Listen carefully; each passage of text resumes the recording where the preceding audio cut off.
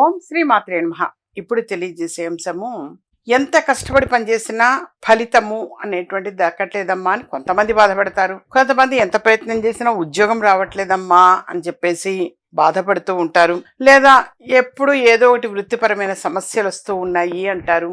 లేదా ఉద్యోగం ఒకటనే కాదు, వ్యాపారస్తులు కూడా మరి వాళ్ళ వృత్తిపరంగా వాళ్ళు చేసేటువంటి ఆ వ్యాపారంలో ఏవో అనేక సమస్యలు అనేటువంటి ఉంటే అవి తొలగిపోవాలి అన్నా బుధవారం నాడు తప్పనిసరిగా మీరు ఆచరించవలసింది కనీసంగా ఒక 3 బుధవారాలైనా చేయండి. గరిక అనేవి తీసుకొని ఆ గరికలు పసుపు కలిపినటువంటి నీళ్ళల్లో ముంచి తీసి ఆ గరికని గణపతికి సమర్పించండి.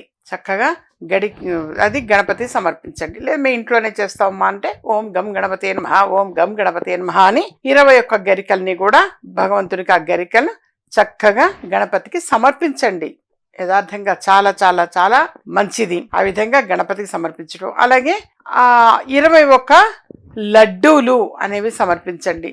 లేదమ్మా లడ్డూలు మేము ఇంట్లో చేయలేము అనుకుంటే ఉండ్రాళ్ళు చేసైనా సరే తీసుకొని వెళ్ళి సమర్పించండి. బయట కొనుక్కొచ్చినవి కాదు, బయట మార్కెట్లో కొనుక్కొచ్చినవి మాత్రం కాదు. మీరు మీ ఇంట్లో శుచిగా శుభ్రంగా స్నానం చేసి వచ్చి మీకుగా మీరు ప్రిపేర్ చేసినటువంటివి అవి ఏవైనా కావచ్చు, ఒక తీపి పదార్థం కానీ లేదా ఉండ్రాళ్ళు కానీ చక్కగా గణపతికి నైవేద్యం పెట్టి అవి మరి కొంతమందికి ప్రసాదంగా పంచి పెట్టండి. డెఫినెట్ గా ఒక శుభవార్త వినటము అనేది జరుగుతుంది.